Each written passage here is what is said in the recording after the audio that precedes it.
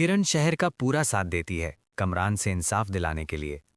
किरण की वजह से कमरान सोशल मीडिया पर पहले ही एक्सपोज हो चुका होता है। हर जगह उसके खिलाफ बातें चल रही होती हैं। लोग पुराने वीडियो, क्लिप्स और प्रूफ्स शेयर कर रहे होते हैं। कमरान गुस्से में पागल सा हो चुका होता है। उसे लगता है कि अगर शहर अदालत पहुंच गई तो उसका सब कुछ खत्म हो जाएगा। इसी गुस्से और डर में कमरान एक घटिया चाल चलता है। वो शहर के भाई जीशान को उठवाने का प्लान बनाता है। जीशान काफी देर तक घर वापस नहीं आता। उसका मोबाइल बंद जा रहा होता है। शहर बेचैन हो जाती है। बार बार कॉल करती है लेकिन फोन ऑफ आ रहा है। तभी शहर के मोबाइल पर एक अननोन नंबर से कॉल आती है। उधर से खौफनाक आवाज आती है, अगर कल अदालत पहुंची तो तेरा भाई लाश बनकर मिलेगा। ये सुनते ही शहर के हाथ कांप जाते हैं। मोबाइल नीचे गिर जाता है। वो मनीषा और रोहित को बुलाती है। दोनों उसे संभालते हैं। शहर हिम्मत करके बीनिश को कॉल करती है और पूरी बात बताती है। बीनिश फौरन कहती है, शहर डरना मत, ये केस अब सिर्फ तुम्हारा नहीं रहा। अब बीनिश पुलिस को इन्वॉल्व करती है। शहर और अली सीधे पुलिस स्टेशन पहुंचते हैं। एसपी जोहिब शहर के मोबाइल पर आए नंबर को ट्रेस करवाता है। लोकेशन धीरे धीरे एक पुराने जंगल की तरफ जाकर रुक जाती है। एसपी जोहिब फौरन टीम बनाता है और रात ही रेड का प्लान बन जाता है। पुलिस जंगल में पहुंचती है। थोड़ी देर बाद एक पुरानी फैक्ट्री जैसी जगह से आवाजें आती हैं। अंदर घुसने पर जीशान बंधा हुआ मिलता है। पुलिस घेरा डालकर कमरान के आदमियों को पकड़ लेती है। जीशान को आज़ाद करवा लिया जाता है। एसपी जोहिब गुस्से में उन आदमियों से पूछता है, सच सच बताओ किसने कहा था। थोड़ी मार और सख्ती के बाद एक आदमी टूट जाता है और बोल पड़ता है, कमरान साहब ने कहा था। ये सुनते ही एसपी जोहिब का चेहरा सख्त हो जाता है।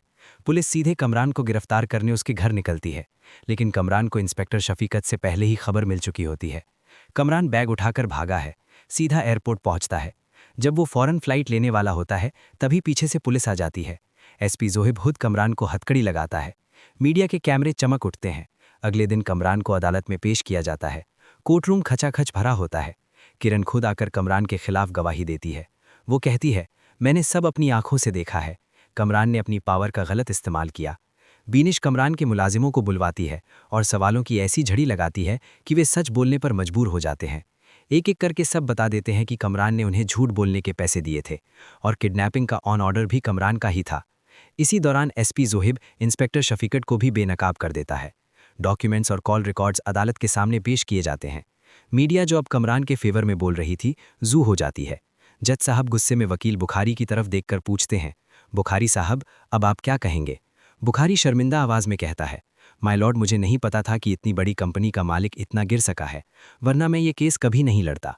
अदालत तमाम सबूतों और गवाहों को देखते हुए कमरान को सजाए मौत का हुक्म सुना देती है।